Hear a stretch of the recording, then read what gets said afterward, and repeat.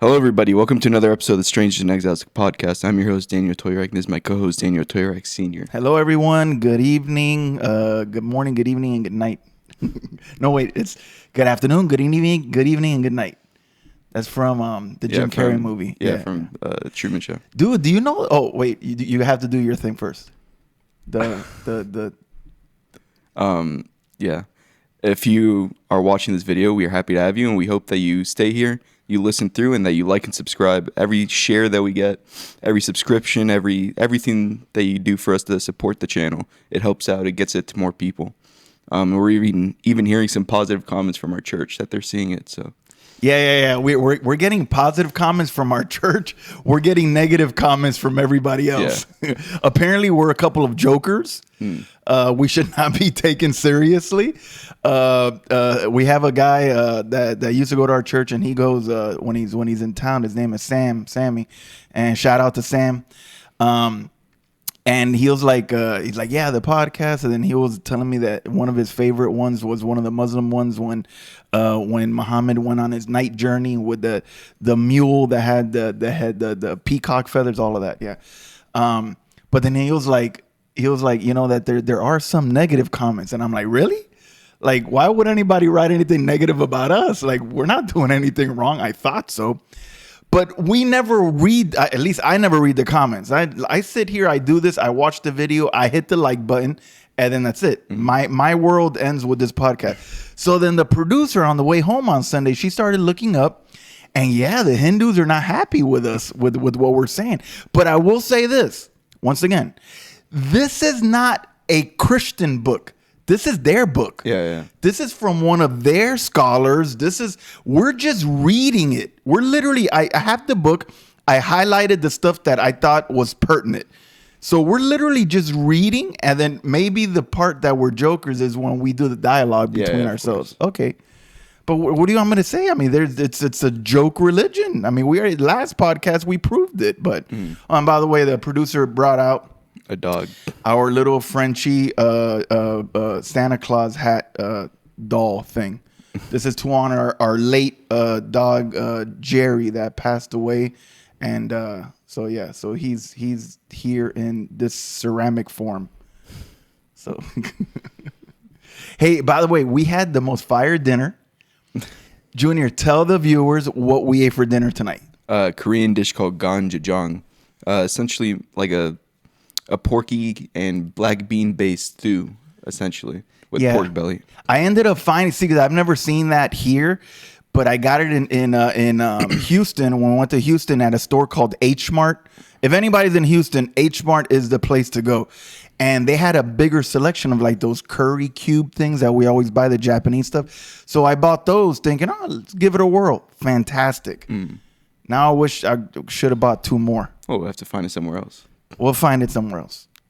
Are we actually going to do the podcast? Yeah. Okay. So continue off of last week, we finished the 7 tenets, and then we started going into the next section of this book, and we started with the Holy Scriptures, their Holy Scriptures, Bhagavad Gita, all that Vedas, stuff. The Upanishads, all of that stuff. So now we're moving into past the Holy Scriptures, going more into the livelihood and theology part of it, and starting off with the grace and works. And what your voice has gotten deeper recently. What do you mean? I don't know why. I just feel like your voice is deeper. Like before you spoke like this, and then now you're like, now you're like really baritone. All right, go ahead. Just notice you got a deep voice. Is it because you're still stuffy? A little bit, I guess. All right. Are we gonna get to this? Yeah. So grace and works. They believe a little bit different than us. I think we already. No. So they believe in 3 types of graces: the grace of the self, the grace of the guru, and the grace of God. So maybe you could go into a little bit more detail for us here. Right off the bat, if I tell you that in your religion, there are 3 different types of grace, and one of the grace has to do with yourself, the other grace has to do with a man, and then finally the third grace is actually from God, what would you say? That doesn't make any sense. Okay, so let's talk about it. The first one, the grace of the self. Firstly, get this. This is how cute this religion is. Firstly, we need to develop a loving, accepting, and compassionate relationship with ourselves. I mean, it's just completely different than what we believe in. What is it, like psychology 101? Yeah. You have to love yourself. You have to be accepting of yourself before you can actually make any true spiritual progress. Yeah. So in other words, if you are intent on not coming back as a bullfrog and you actually want to receive your moksha, which by the way, TV show we just finished watching, all Hinduism. Oh, really? The whole last season was 1,000% Hinduism. Literally everybody at the end of the episode, they were like they turned into like gold dust and they were reabsorbed back into the supreme consciousness. I'm like, good that they got their moksha. All of the people. Okay, anyway. I mean, Buddhism and Hinduism, I think, is pretty popular over in LA and Hollywood and stuff. I'm telling you, it's it's everywhere. But the funny thing is that the caveat to this TV show was that if you want, you can come back. Yeah. So you can reincarnate yourself, but not as another person, as yourself. Like it's voluntary. So in other words, according to this TV show, Brahmin allows you like you know when you go to a theme park and then you want to go out and then they give you like a little ticket, like a little stamp. Brahmin stamps your hand with one of those black light things, just so he could tell, you know. And then when you want to go back, then you can go back into the supreme consciousness, according to the TV show. Anyway, so you have the grace of the self. So you have to love and accept yourself before you can embark on a serious spiritual journey. Cultivating an optimistic and positive attitude towards ourselves is the prerequisite preparation for the spiritual journey. So in other words, if you intend to have any sort of progress in your spiritual journey, you have to first love and accept yourself. Comparing that to our belief where the first step of your spiritual journey is realizing that we suck and we need someone to help and save us. Exactly. The first step of being a Christian is realizing that you're a filthy sinner, that you cannot save yourself, that you are dead in your sins and trespasses, and you need to seek a redeemer. Forget myself. I'm going to suck today, tomorrow, and the next day. But I need a redeemer that will take me out from the slavery to sin and then thus give me the promise of eternal life. No. Here's love yourself. And our spiritual journey is realizing that we suck so that we eventually get rid of ourselves and make ourselves more like Christ as much as we can as humans. Exactly. But them is accepting their own, like, oh, I'm cool. I'm good. I need to be good. Yeah. Well, the funny, I was just thinking of that Christian song. What is it? Come just as you are.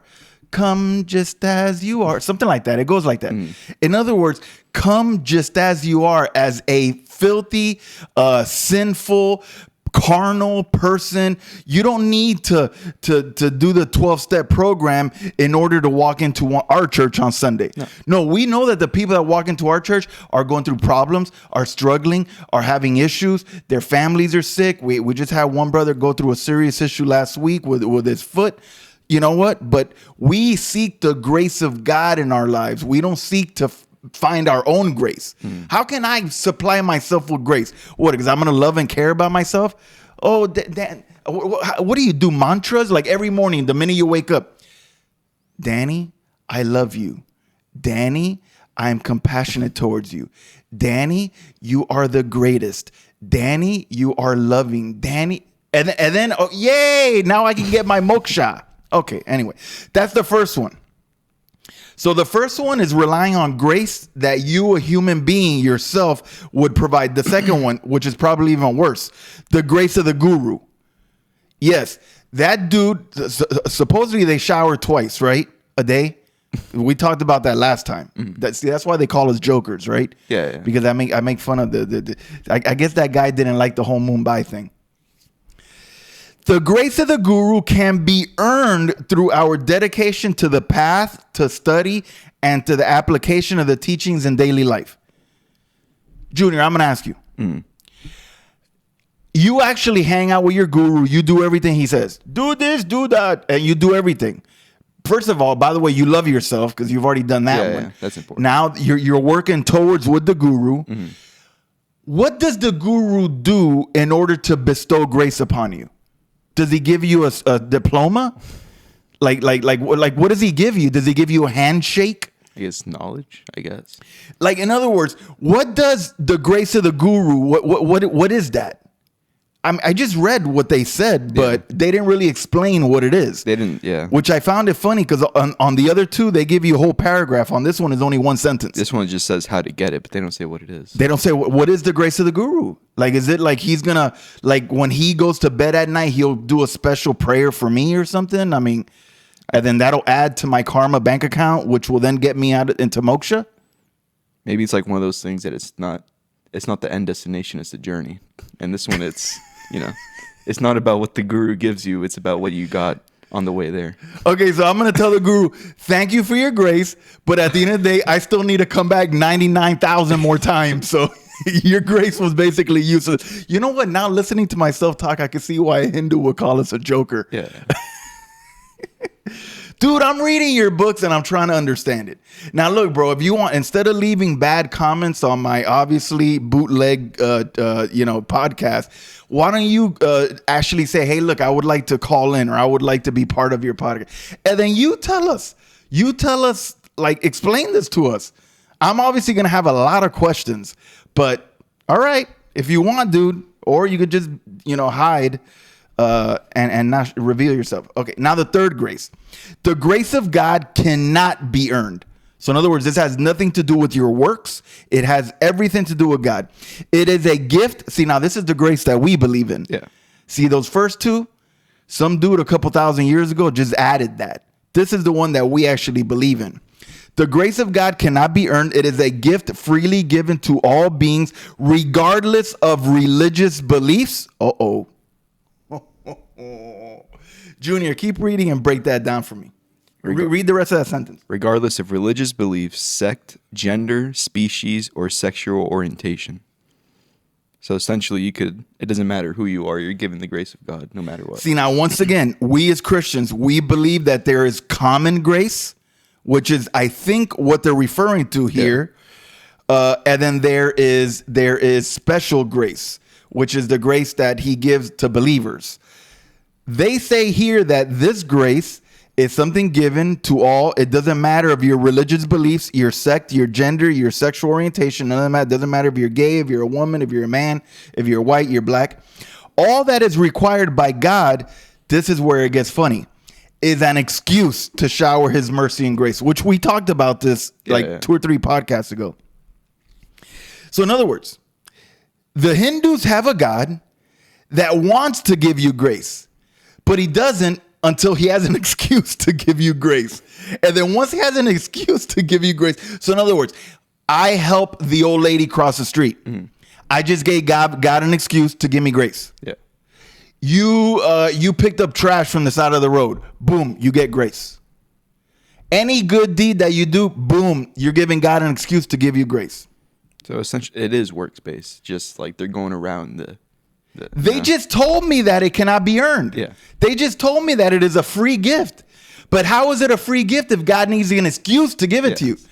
The excuse implies that something needs to be done in order to receive it. Mm. So then is it free? No. You still need to earn it in some way. See, now is where you find the holes. And then now I'm going to have some dude named Patel writing in the notes saying that we're false, that we're saying the wrong thing.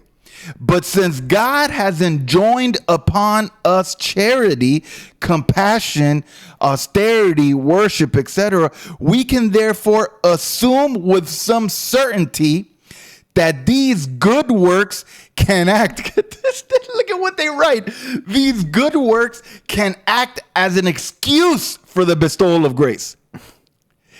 The first line, I'm going to repeat it. The grace of God cannot be earned. It is a gift freely given to all beings, gay, straight, black, white, Hindu, Christian, Muslim. It doesn't matter. But then it ends the paragraph with, we can assume with certainty that these good works act as an excuse for the bestowal of grace. Okay, look, explain to the people because they think I'm an idiot. So you go ahead and explain to them what that means. I mean, essentially, we can therefore assume with some certainty. Already it's kind of like, to me, if you're assuming, if you don't, that means you don't know for sure. That these good works can act as an excuse. what, God needs an excuse to give you anything? He doesn't have power over what he does and what he doesn't do. He does, but he doesn't employ that until he has an excuse to do so. But the excuse is the good works. Yeah. So is it free or not? Like, in other words, a God freely giving grace upon humanity. Our God is common grace. You go out, you breathe the air. The birds are flying. You put a seed in the ground, it grows into food. That's common grace. That's grace given to all. The water falls, we have water to drink. Rain falls. But what they're talking about here is grace that can be given to you by God freely. However, he needs an excuse to do so, and the excuse are your good works. So is it free grace or is it works-based grace? It's works-based. There we go. They say there are two types of grace. The first grace is kripa. It awakens in one the desire to pursue the path to liberation and to serve the Lord in loving devotion. So this type of grace, this kripa, it is something that wakes up within you. You suddenly you feel like, wow, I really need to serve God. Mm-hmm. I really want to serve Krishna or Brahman or Vishnu or Isvara or anyone, the Baba Ganesh, all of them. Ganesha. The other one is prasada. It grants release from the cycle of rebirth. Isvara himself is the cause as well as the instrumental cause of grace. He is the efficient and instrumental cause of this grace. So in other words, once they break down, so the first one, there's three types of grace. One that is initiated by yourself, when you love yourself. The other one is by the guru. The third one is by God himself, free grace, but it's tied into needing an excuse, good works. But then now when they break down the actual grace, there's two types. The first one is that desire born within you to serve God. And then the second one is your liberation. It's basically your moksha. So now moving on to, now that it's getting to an actual more practical side of it, the third part is family and society. And this is where it kind of goes into different goals of life and different goals, both familial and just your general personal goals. Yeah, and society and societal goals. All right. They say that there are 4 goals of life. These are the 4 main goals of life. All right. Number 1 is dharma, which we talked about that a couple times ago. The pursuit of right living, virtue, and duty to ourselves and our society. So number 1, right off the bat, dharma. That's a big goal in life. Number 2 is artha. This is your profession. This is your material prosperity. This is your security, your well-being. In other words, your job, your career. So number 1, dharma, is your overall general good living, being a good person, doing good works. The second one, artha, is your profession, is what you do for a living. Your third one is called kama. This is the fun. Mm-hmm. Because it can't all be about doing good works and working. You need to enjoy your life as well, right? I mean, I go to Disney World and I see a bunch of Hindus there. They're on their kama. They're on the kama. All right. So that's their pleasure, their recreation, their aesthetics. In other words, even their sexual enjoyment. All of that falls into the kama. And then the last goal of life, which is what we've talked about a bunch of times already, is the moksha, the liberation from the cycle of birth and rebirth, birth and rebirth, birth and rebirth. Now, among the viewpoints of society in comparison to the self. See, now is where we start to break down the structure of society. All of this started in India, and to a certain extent, it is still around today, though maybe not in the big cities like Mumbai and all that, but definitely out in the village towns. This still exists. But so the ideal life, according to the Vedas, the ideal life is divided into 4 stations. All right, 4 positions, 4 stations. Number 1, the student. The learning phase. In other words, you're equipping yourself to be able to work your way through your karma and then ultimately receive your liberation. The second one is the householder. After you're a student, after you learn, You then marry, and then you become a householder. In other words, you become a man, a woman, you have a house, you start having children, you do all of that. Number 3 is the retiree. When children are old enough to take care of themselves, you start to begin the process of withdrawal from your worldly life, you know? And then the 4th one I found interesting when I first read it. It's called renunciate. When one is psychologically and spiritually prepared, one takes the final step of preparation for death by renouncing the family and world and retiring to a monastery to spend the last years in pursuit of moksha. Explain that to me. Well, I mean, from what I can assume, it's once you're old enough, like 50, 60, your kids are off going to college, getting their own families, you kind of quit everything. You quit your job. But what I'm interested about is, you divorce your wife? Like, do you just leave her at home and then now she has to fend for herself while you're out here going to monastery and doing your own thing essentially for the rest of your life? Yeah, they didn't say that. It just, dude, in the chat, in the chat thing, write down the answer to that question. Because if you're renouncing the family, I don't know if that means you're just completely leaving the family. Okay, let me explain to you what it is, so then you can understand why he's saying what he's saying. Basically, when you get to a certain age, you're already older. Let's just say you're in your 70s, 80s already. You're like older. What you do is that you say peace to your wife and your family. You say, I'm out. And you never see them again. And you go to a monastery with all the other dudes in the robes. And then you work, you spend your final years. What if you got dementia? Like, do you still go to the monastery? I don't know. Anyways, they don't give us the fine print in this book. So then you say goodbye to your wife and your kids. Well, your kids are already adults at this point. And then you go into the monastery and you try to get your liberation. So Junior asked, do you divorce your wife? And it says here you renounce your family. Yeah. I'm guessing you leave your wife as an old lady at home alone. Or the kids help out by taking care of her. I suppose, yeah. I'm guessing there's no like retirement homes in India. You either the mother stays with the kids and then the dad is in the monastery. So the monastery's retirement homes? I guess in a way, right? I mean, obviously they are. Yeah. But do they have like nurses and all that? Like at Leon Medical? I don't know. Like at the palace. The palace down here in Homestead. I don't know if they have like a nurses in those monasteries. So yeah, that's what that is. Now, what about society? In society, there are social divisions, which we know this as the caste system. It is still in play in India, but it was a big thing really like back in the 1900s, you know. They've tried to run away from it because the caste system really all it does is oppress people, the majority of people. But the 4 social divisions, when observing any organized and structured society, we can distinguish clearly between 4 classes. And this is what they say. The intelligentsia, which they call them the Brahmins. These are the thinkers, the teachers, the poets, the writers, the scholars. So in other words, when you observe a structured society, these are the 4 types of people that are in there. Number 1 are the smart people. All right. Then next you have the bureaucrats. You got the politicians, administrators, managers, executives. Funny that they throw politicians as not being intelligent. So in other words, you got your scholars, and then you have your bureaucrats, which are your politicians, your managers, all of that. Then the next one are the entrepreneurs. These are the businessmen, the merchants, the artisans, the farmers, and the traders. And then last but not least, you got the proletariat or the Sudras.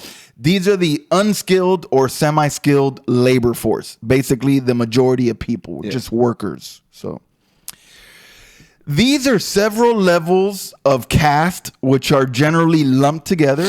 These are the social divisions based upon one's birth into a particular family. This is known as jati. Then there are the same 4 divisions based upon one's character, regardless of family categorization, known as varna. Then there is further subdivision into vocation or occupation that is known as virti. So one may be born into a specific caste with a character pertaining to another caste and work in a job unrelated to either. Can you explain that? So dumb. Just the whole thing is dumb. In other words, they say that you could be born rich, but you could be a dumb, and then you can also work as a manager. In other words, those don't line up. Generally, if you're rich, you go to university, you're part of the scholars or you're part of the entrepreneurs. But then what if your behavior, what if you're a bad guy? Then generally there's certain behavior patterns that are involved in each one of these groups. So just the whole caste system is dumb. Let me keep reading. Caste in Indian society was like the professional guilds of medieval Europe. Each one had its own administrative and ethical structure, and people married and kept the art or profession within the caste or the group. Hinduism teaches that all jobs, occupations, and professions are callings, and one should work in that profession which is suited to one's character and abilities. There is no disgrace in menial work, and all work should ideally be done as service to God. If this is the foundation of the ideology of your society, you will never have a guy go from being slumdog to being slumdog millionaire, to being the president of India. It just won't happen because that guy is taught it's okay to be a garbage man. It's okay. You're serving God as being a garbage man. That is your calling. Your calling is to pick up poop from the streets. That's your calling, and be happy with it. And remember, go back to the first podcast, be content. Be content with what you are and what you have in life. But what if the garbage man wakes up one day and says, you know what? I think I want to go to college and I want to be a doctor. He can't do it because he won't be able to afford to be able to do that. And then it says before that families would marry within their own caste or their own groups, meaning so that even if you do have two people that are whatever laborers or however they say the proletariats, and then they have a kid, but their kid is super smart, is able to go to university, but they can't afford it. They married within their own group. They're within their own caste. Yeah. Exactly. Like I said, they are, I think it even says here, let me keep reading. There are many facets of the caste system which are purely social in nature and not sanctioned by Dharma.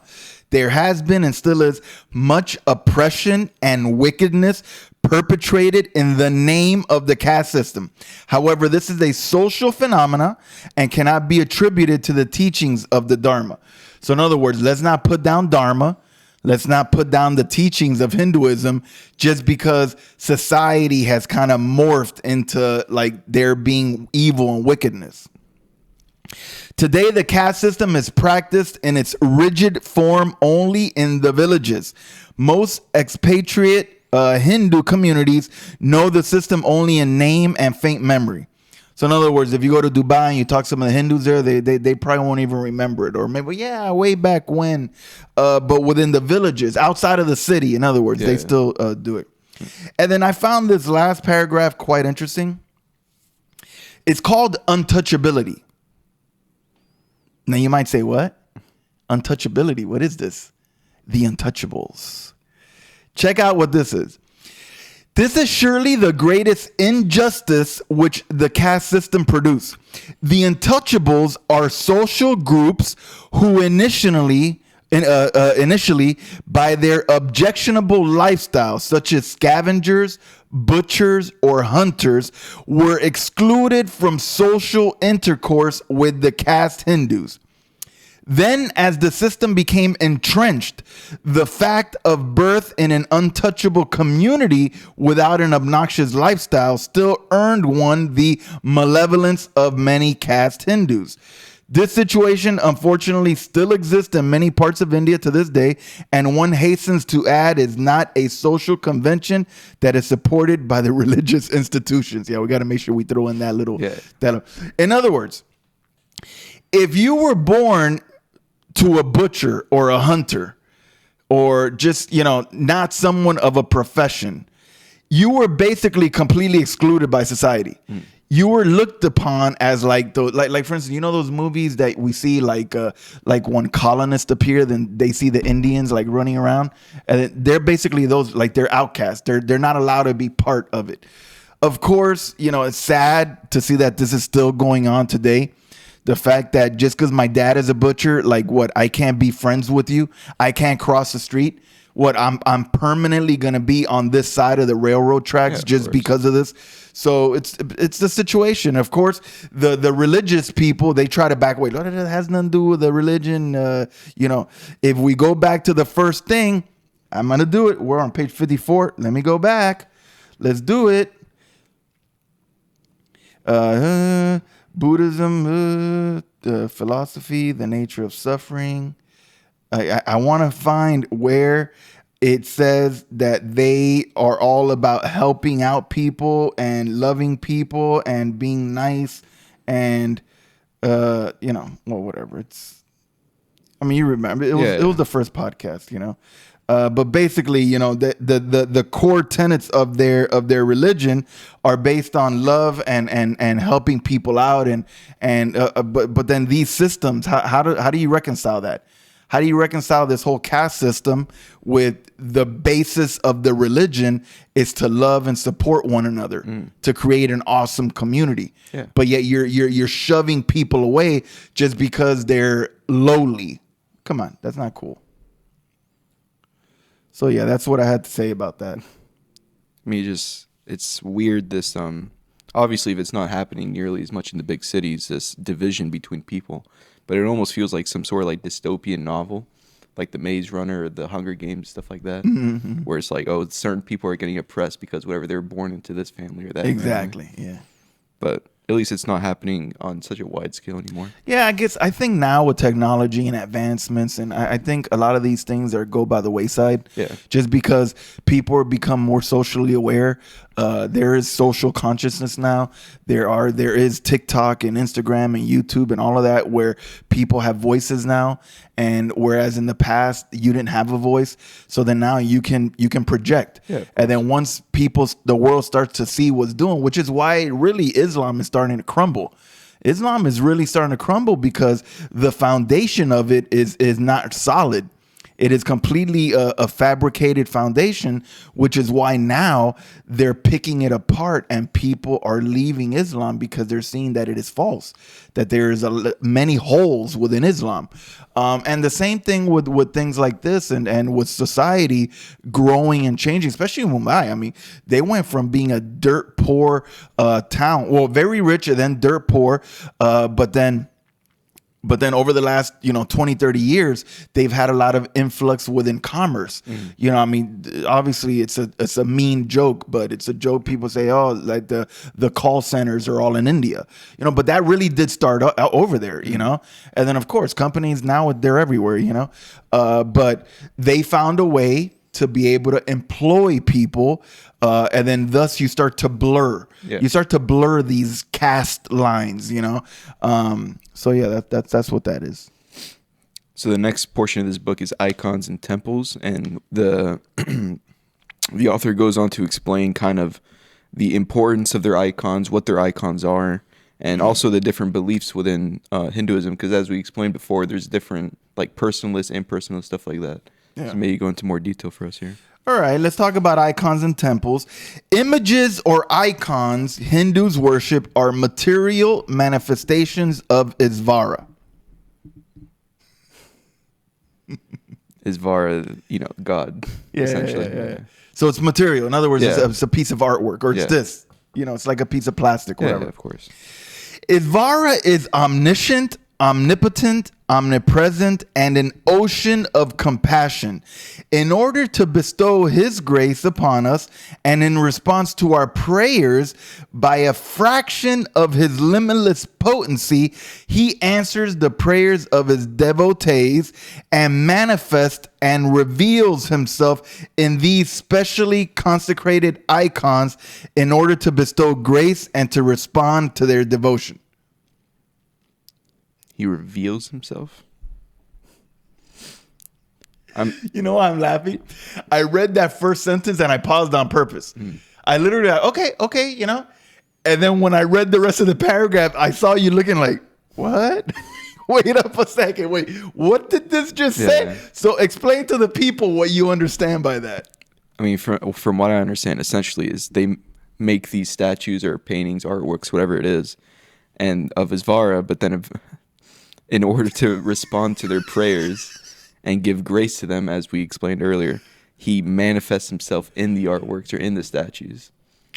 Almost like a genie or something, right? Isvara. I want to pray to Isvara.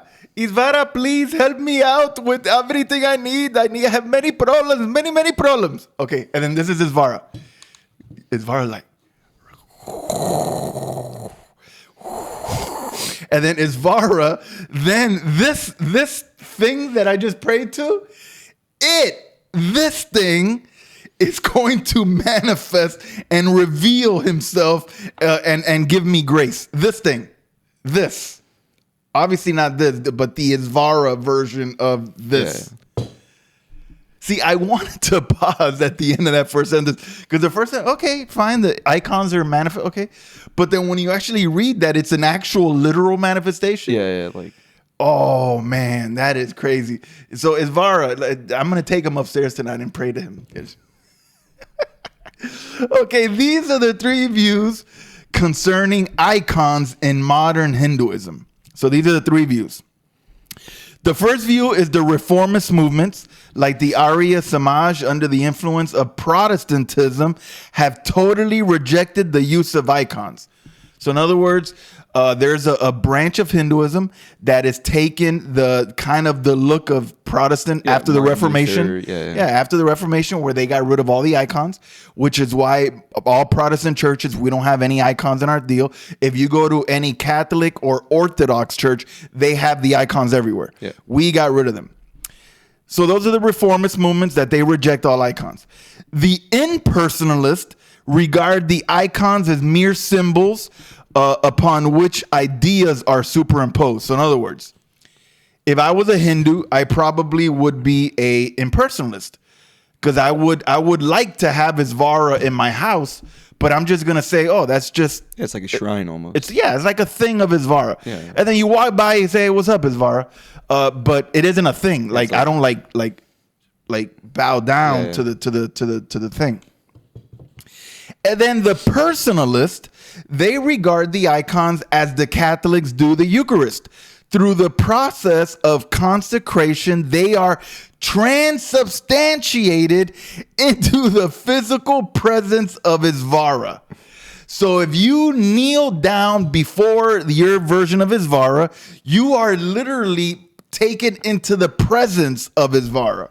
A consecrated icon is not merely a symbol, but the actual and real manifestation of Isvara upon earth. Isvara is omnipresent, but his presence is more focused in a consecrated icon than anywhere else. So if you are lucky enough to have a consecrated icon, you have the actual presence of Isvara with you in your house. Mm-hmm. Naturally. Makes perfect sense, guys.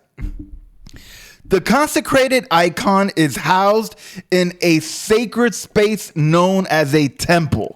Okay, so once we have the Isvara anointed consecrated icon thing, they then take that and then they build around it. We have to build a temple, which is built strictly according to prescribed measurements. The temple represents the human body, which is the real abode of the Supreme Lord. I wonder where they got that from. All right. The Lord dwells within the heart of every living being. I wonder where they got that from.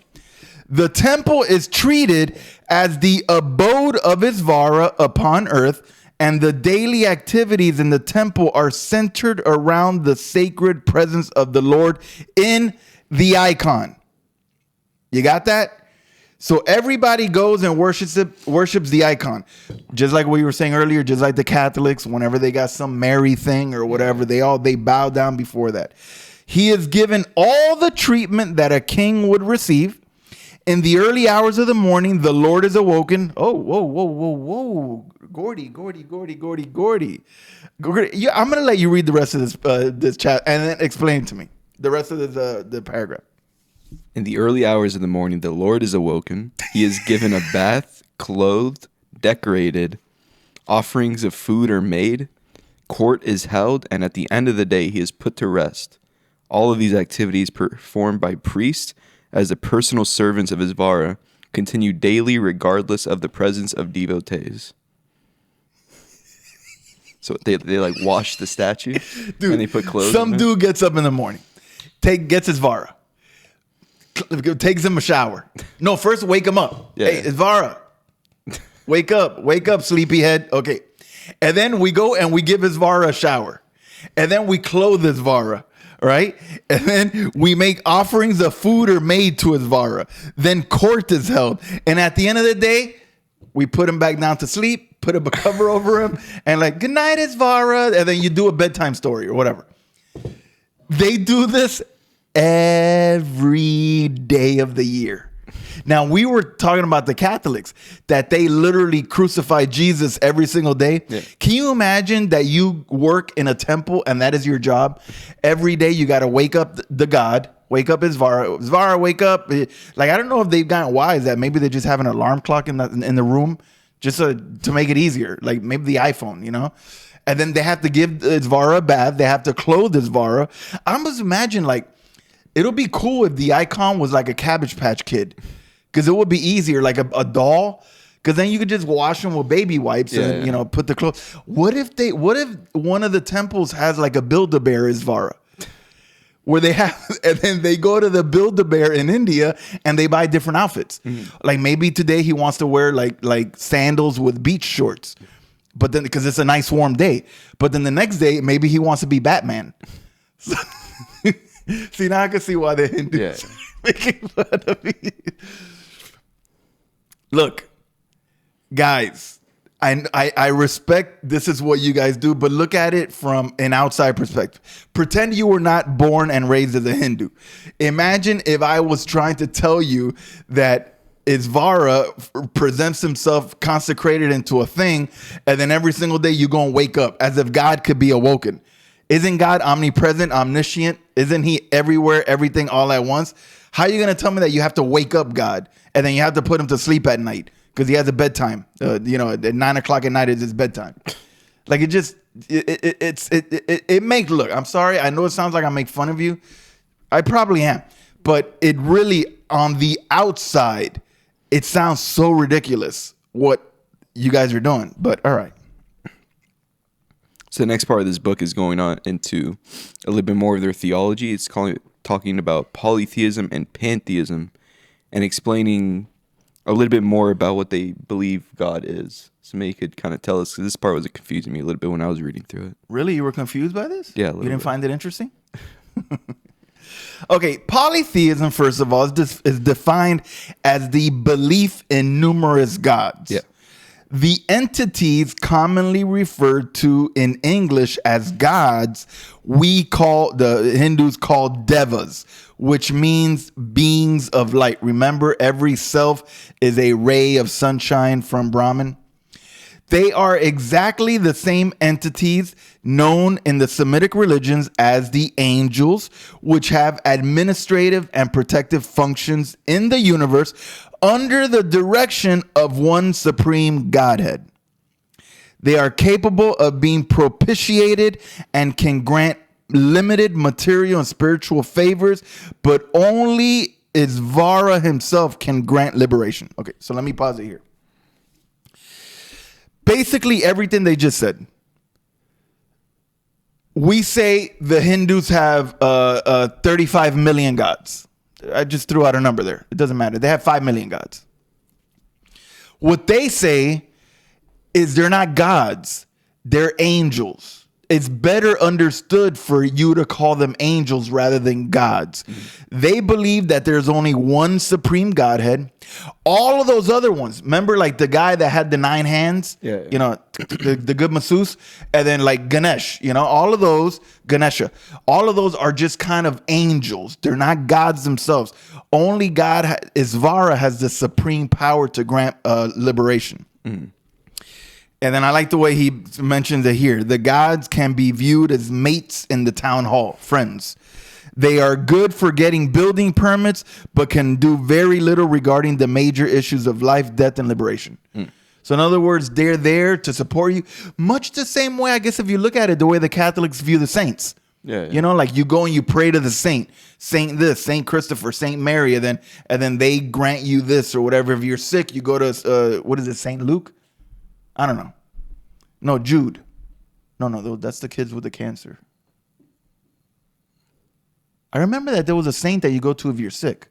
I don't know. It's one of those movies. I don't know.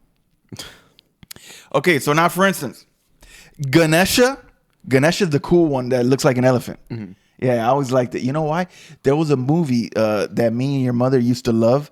It's called, I don't remember. Good day. You remember that movie? It was in England with soccer with the two girls, with the Indian girl and Keira Knightley. And then she has to bend it like Beckham. Yeah. Look at Bend It Like Beckham. Anyway, in the house, the one of the two main characters, she was a Hindu, and then they had a huge Ganesha on the wall. And I always thought like it was a cool looking elephant, like colorful and all that. Like I didn't know what it was, and then I looked it up, and I'm like, So Ganesha, Sarasvati, and Subrahmanya, and all the other deities that are commonly seen in lithographs in Hindu homes and businesses are in fact personifications, get this, of various attributes of the Godhead. Ganesha is the personification of wisdom, Sarasvati of learning, Subrahmanya of skillful means, and so on. They are not being separate from the Godhead. They are his innumerable facets, or in other words, his qualities. So are they angels or are they one with the Godhead? I don't know. Because like angels for us, they're heavenly divine beings, but they're not one with God. They're like their own separate beings, right? Yeah, but remember, everybody's one with God. I guess. Because remember, you're a projection from Brahman. Yeah. Everything, the blade of grass outside is a projection of Brahman. Mm. So the fly that was in here a little while ago, projection of Brahman, which that projection is going to get killed in a second. But the point is that everything comes from Brahman. Mm. So ultimately, yeah, they are part of Brahman, just like you are, according to them. Are you still not understanding? I think I'm getting it. Okay. So that was polytheism. Pantheism is defined as identification of God with the universe. All is God, God is all. Among the many Hindu philosophical schools of thought, various views about the relationship of God to the universe are taught. The personalists teach that God is related to the universe as the self is to the body. So in other words, God and the universe are just like you and your body are one. Mm-hmm. The universe is completely different from God, but together they form a whole. The universe is insentient and is totally dependent upon God for its creation and existence. The impersonalists teach that the universe is in fact an illusion, which is superimposed upon God, who is the only reality.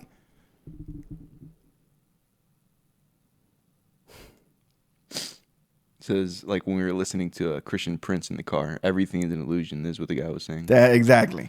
Those are the impersonalists. Mm-hmm. So in other words, the personalists have more of a view like we would have, I guess, closer to Christianity. Whereas the impersonalists say that all of this is it's an illusion. Mm-hmm. Like you're not actually here. This is all fake. This is the matrix. The world is the matrix. So when a Hindu philosopher says everything is God, it means that in essence, only God really exists and the universe only has an apparent existence. Behind the multifarious transient material manifestations lies the abiding ultimate reality, which is God.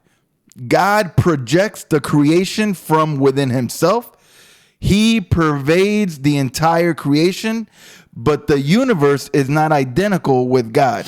This concept is known as panentheism. Weird stuff, right, bro? Yeah, I still don't fully get it, but it's like okay, let me say let me use terms here that might be easier. Okay. God projects the impersonalists. The impersonalists believe everything is God. So everything is an illusion created by God. In other words, God is the architect in the Matrix. He is the creator of all.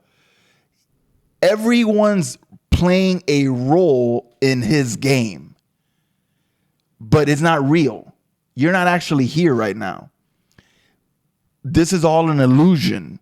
Some mastermind god Brahman has created this illusionary world that we are currently living in. So then I ask you the question. If this world is an illusion, how do I get my moksha if I'm not actually in control of my own life? Are you even like actually here? You remember the Matrix? Yeah.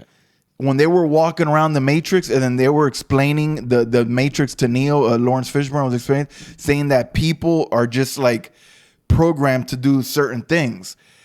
But then how can I actually receive my liberation if I'm not actually in control of who I am, because I am simply a projection or an illusion? See, that's why we're jokers. I think the personalists got the impersonalists beat on logic here in terms of debating. I would love to hang out with an impersonalist. Yeah. Personalist, I'm good with you, man. You do you, but at least your head is screwed on mostly correctly. I want to talk to an impersonalist. I would love to sit there and have a nice conversation with an impersonalist. If any Hindu watches this and you're an impersonalist, please write a message, send something. I don't know. Do you have your thing on the thing? Okay, if somebody needed to reach out to you, how would they do that? Comments.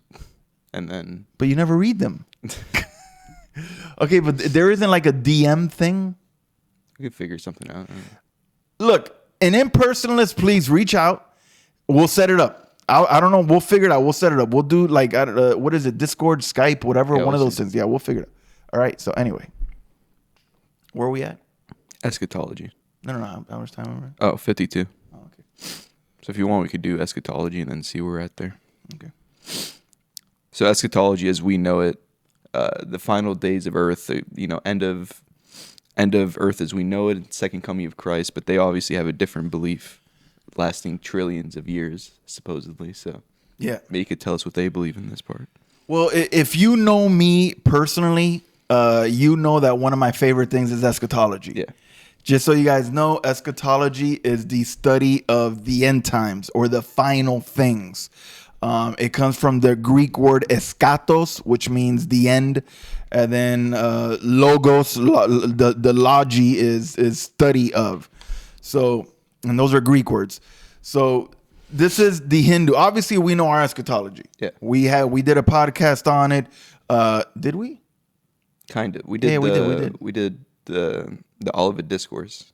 Okay, yeah. Yeah. So our eschatology is obviously way different than the Hinduism. This is what the Hindu eschatology is all about. Sanatana Dharma teaches that death is a natural state and is the result of being born. Everything that is born must die, and everything that dies will certainly be reborn. That's our lovely friend Krishna telling his friend Arjuna in the Bhagavad Gita. I like the way that he is so certain that everything certainly will be reborn. Like, in other words, isn't it obvious to you? If you die, you will be reborn. I mean, it's obvious. Hinduism teaches the existence of both heaven and purgatory. Heaven being a state of superlative enjoyment and purgatory a state of extreme suffering. Mythologically, these two are represented as realms, but philosophically, they are taught to be the projections of the mind only. Yeah, because we can't actually explain like nirvana to you. Like, how do we explain that? just white or just beauty. And then we can't explain purgatory. I'm like, what is it? Like a lake of fire? No, that's fire. I don't know. It's just a lot of suffering, So then now they have to get philosophical. Well, it's a projection of your mind. It is something that you, like, in other words, when you die, your mind projects that. But aren't you dead? What mind? What projection? Like, how are you projecting if you're dead? It's yourself. But does yourself have the ability to project upon itself? Maybe. I don't know. Can the self project on itself? I think it's still better than the Muslims believing the paradise in the random forest with 300 boys and 72 virgins. Well, I would say yes or no. I would say yes because it's okay, heaven and hell. But I would say no because at least the Muslim one, we know that they believe when they die, they're in the grave, and then Allah will raise them up on the last day, and then they will be either sent to heaven or hell. All right, yeah, independent of what's in heaven. Doesn't really, but it does make more sense to the Christian side because even though we believe that as Christians, if you die, your soul goes up to heaven, and as a non-Christian, your soul goes into where? Sheol, and then after the millennial kingdom, then the Lord will raise up everybody and then send them to their final resting place. So at least the Muslim one aligns the overall structure aligns more with Christianity. Because they took it from Christianity. He stole it. He stole everything. And he messed it up. He changed it and messed it all up. Okay, so now they explain a little bit. They give you a little bit more detail. An extraordinarily wicked person, Charles Manson, Adolf Hitler, an extraordinarily wicked person who has constantly and consistently caused suffering to others. That's where we get weird. Internalizes all this negativity and thus creates a state of enormous suffering. So instead of putting good karma in his bank account, he is storing bad karma in his account. Conversely, one who has been exceptionally virtuous creates the conditions for their own delight. The scriptures known as the Puranas give detailed mythological accounts of the hells and the suffering meted out to recalcitrant sinners. So in other words, in the Puranas, they kind of talk about the suffering part. The punishments are suited to the gravity of the negative karma and is designed to rehabilitate the errant ones. Okay, wait. So they don't believe that there's like a hell. Like a place of eternal tormented suffering, a lake of fire. They don't believe in all that. They believe that your version of hell will be according to how much bad stuff you've done in your life. In other words, someone really bad, yeah, that dude's gonna be in like a really bad hell. You just did you stole a candy bar. You're gonna go to hell, but it's gonna be lesser bad hell. But also, you're not going there to only suffer. You're also going there to rehabilitate. So it's basically jail. Yeah. You're basically in jail, and they sign you up for the rehabilitation program, but it's like maybe worse than jail because you don't get like 3 meals a day. So, and maybe it's a little bit hotter than than jail. But seeing that all conditioned states and places are impermanent, whatever the condition of the self after death, whether it be hellish or heavenly, all will be reborn here on earth to continue their spiritual evolution. So in other words, independent if you die and before your whole reincarnation, you spend time in either heaven or hell, it don't matter. Because you're going to be reborn anyway. So independent, even if you're in hell for like a couple days, don't worry about it. You're like we got a get out of jail free card here for you. You're going to come back as some little girl in Japan and you're cool. So it's all good. Does the self talk to itself? Like, in other words, does your self have a predetermined language? I just wonder, like, for instance, if you die right now, then you come back as like a Brazilian. You don't speak Portuguese, but like, I think you're taught it though. Oh, because you were born as a baby. Yeah. You don't know any. Is there like a? That's right. You don't remember anything about your past life. So. But is there like a divine angelic language like what the Pentecostals do when they have their little The blah blah blah blah blah blah. Yeah. I don't know. I don't know if there is. I don't know. Once again, these are questions that I don't have answers for. Mm-hmm. All right. Those jivas or the selves who are neither very selfish nor very altruistic. So in other words, the selves that are not bad or not good, they're just whatevers, you know, which includes the vast majority of people. So those selves that are not very selfish or very altruistic incarnate soon after death in other bodies according to their merit. So in other words, those that are either not incredibly good or not incredibly bad, just average Hindus. Well, actually, according to them, it's everybody. The jivas are the selves, or even me. You know, that's what they say. We incarnate pretty quickly. There's really no waiting process here. It isn't a thing, you know. Obviously, of course, if you were really good, then yeah, they'll let you chill in heaven for a while. You know, you get to all the amenities, all of that. You know, it's like I wonder, like, is it do they have like several pools?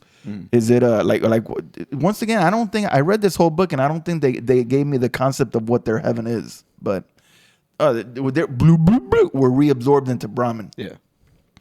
But if you're really, really bad, then guess what? You got to wait, dude, because you got to rehabilitate in hell jail.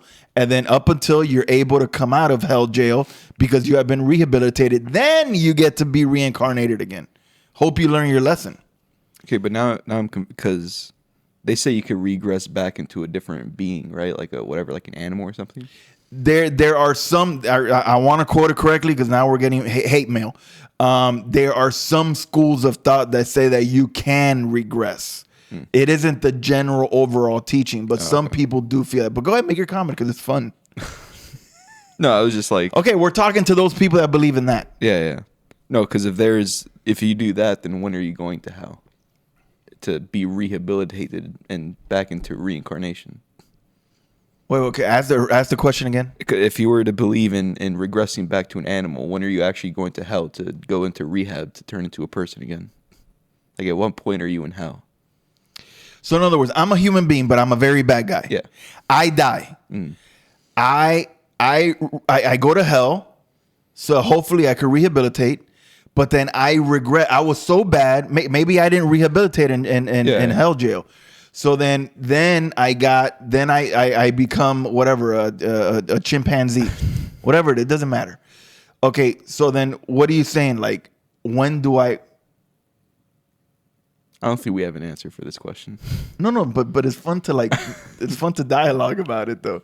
Okay, so I'm a bad guy. I go to hell jail. I don't rehabilitate. I don't follow the program. I show up late to class. I do all of that stuff. Then they're like, you know what? God says, you know what, dude? I'm going to send you back as a chimpanzee. Is that a thing that you can't to say here? What? That you can't be rehabilitated? Or is that like something that can happen? I don't think they mentioned it here. That'd be interesting if that's a real thing. It just says the punishments are suited to the gravity of the negative karma and is designed to rehabilitate the errant ones. So in other words, my version of whatever jail that I'm put into, the hell jail, it is specifically designed. It is catered to me to be able to rehabilitate me. So what the guy is saying here, the author, is you live a life. If you're good, you're either reincarnated into a different person or you're liberated, essentially moksha. Yeah. Or if you're bad, you go to hell, and then you have to be rehabilitated to reincarnate again. Okay. Okay, now I get it. Okay, now I know you get it, but does it make sense? No. Like, just the idea of it is so dumb, but like, for instance, who rehabilitates you in the hell jail? Like I said, is there a program? Like, especially catered to you? Like, is it online? Like, I wonder. Like, myself is in hell jail because I was a bad guy. And then there's a specially made program that is going to help me rehabilitate so that I could be better. The assumption is that I follow along because it's built for me. It's designed for me. And then at some point, I manage to get out, and then I reincarnate again. And then I try to do better. Or if I'm bad, then, or I could regress and turn into a But again, the part to a crocodile. The part that doesn't make sense to me is you don't remember any of this when you're reincarnated. That's the funny thing. See, but that's how these religions get you. They give you all of this philosophical stuff, but they tell you, oh yeah, but by the way, you're not going to remember anything. Yeah. So it's like, what's the point of it? Like literally, what is the point of this religion? I have zero opportunity of actually being saved. Like, no, bro, I'd rather go to the real thing. Christ. Christ is the way, the truth, and the life, all of my Hindu friends. If you think you found the answer in this, that you got to be born and reborn 100,000 times before you could be liberated, dude, what hope? Where's the hope? Guess what? Christ is hope. Jesus Christ is the hope. He is the reason for this season that we're currently in. He came to this world to give his life on that cross, to be able to provide you salvation if you believe in him. Stop believing in these stupid gurus and these guys. What are they? They're just telling you what you want to hear. It's all philosophical. It's all mind-based. It's mind games. Why don't you go to the truth, to the way and the life? That is what you need to be looking at. Let's finish this up. So the personalist believe that the selves that have completely and sincerely taken refuge in Isvara and have practiced Dharma during their lifetimes achieve liberation. The impersonalist view is that the cycle of rebirth continues until one realizes one's true identity as being essentially one with Brahman. So in other words, the personalists say that you devote your life to Isvara, you do good works, and then eventually you'll get liberated. The impersonalists say that no, it really has nothing to do with that. It's you coming to the realization of who you are, that you are part of Brahman. So in other words, you achieve such a high degree and level of spirituality and consciousness and understanding that you literally start to float and you're doing this, oh, and then suddenly out of nowhere, you realize that you're not Danny, you're not producer, you're not Junior, you are actually back into Brahman.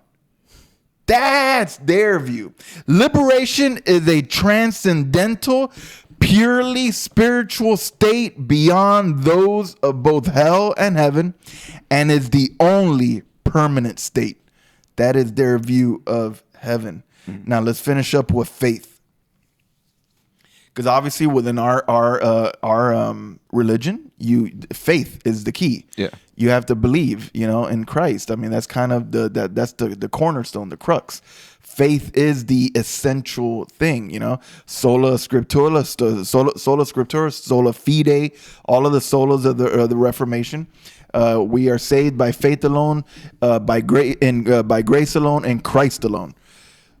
So what do they say about faith? Unlike the Abrahamic coalition, in other words, Hinduism, Muslims, Christians, and Jews, unlike us, Hinduism denies, get this, denies the efficacy of faith as a means of obtaining self-realization. In other words, salvation. In other words, the Hindus deny that by faith and faith alone you can be liberated. The great saint philosopher Ramanuja defines faith as an unshakable conviction that a specific practice will lead to the goal. Faith for the follower of Sanatana Dharma is a conviction which is grounded in logic and reason and must be consistent as far as possible with reality as it is perceived. Explain that sentence to me. If everything that sentence just said is accurate, then is faith actually faith? Go ahead, tell me. I mean, they're saying, well, faith is a conviction grounded in logic and reason, must be convicted as far as possible with reality as it is perceived. So you need to be able to see to believe. So is it faith? No. And especially is the way the Bible says it in Hebrews 10:1. Faith is the assurance of things not seen. Faith 11. I mean, 11. Chapter 11. Chapter 11, the verse Hall of 1. Fame of Faith. Yeah. So it just, how is it faith if you need to see it in order for it to be logical and reasonable? And it needs to be grounded in logic and reason. Yeah. And it must, as far as possible, with reality as it is perceived. Faith is the firm conviction of the existence of the Atman, or the individual self, its identity with the Paramatman, the supreme self, and the efficacy of Dharma to remove obstacles to this reunification. So in other words, faith is you believing that you have a self. You have that person that's been born and reborn. And then it identifies itself with the supreme self. And then also faith is understanding that Dharma is the only way to be able to reunify you, the self, with the supreme self. That's their view of faith. Very warped, once again, they have to go deep psychologically. It isn't just like, yes, believe in this. Yeah. Like, no. They have to take it to this other reality, and it's just dumb. So I don't know what to tell you. I mean, it feels grounded in logic and reason, sure. Like, I feel like most religions can argue their religion being logical in some way, but then be consistent with, as far as possible, with reality as perceived. And they go on to say things that you can't see in reality. Exactly. Like, I can't see myself. Yeah. I don't even know, but I have to believe that I have a self. Yeah, exactly. And I also have to believe that there is a supreme being. And then I also have to believe that the only way to get to that supreme being is through Dharma, which is the good works. So it's warped. It's warped. Yeah. Just like everything else here is warped. I mean, very weird stuff that we went into today. But next week we'll be continuing on with theodicy, the problem of evil. Theodicy. I mean, this is a thing that a lot of religions struggle with. And a lot of things pastors struggle answering this kind of thing. Oh, I struggle. Yeah, exactly. If you ask me this question on the street, I'm going to struggle with it. Exactly. Even R.C. Sproul, I read, those little booklets that we have there. He has one on the question of suffering, the question of evil. And he says any pastor that gives you a hard answer, he's lying to you. Exactly. Because no one knows the true answer. No person can truly give you an accurate answer as to the problem of evil. The problem of sin. How did sin enter? Where did sin come from? We talked about this. I went crazy looking through book after book after book after book, and I could not find an answer. Why? Because it doesn't exist. Yeah. And anybody that says, I know the answer to the problem of evil, they're lying. Mm-hmm. So we'll be going into what the Hindus believe with that next week. Thank you guys for joining us. I think we talked about a lot of stuff today. Yeah, it was good stuff. Good stuff. Yeah. Are we ever going to finish this podcast as Hindu? I think next week, right? Surely. We still have 30 pages. I don't know. Like 25, 30 pages. Yeah, probably not. Well, we'll see. We'll see. Thank you guys for joining us. We'll see you guys next week. God bless. Hope you guys enjoyed the podcast. God bless you guys. Say good night to Isvara. All right. Good night.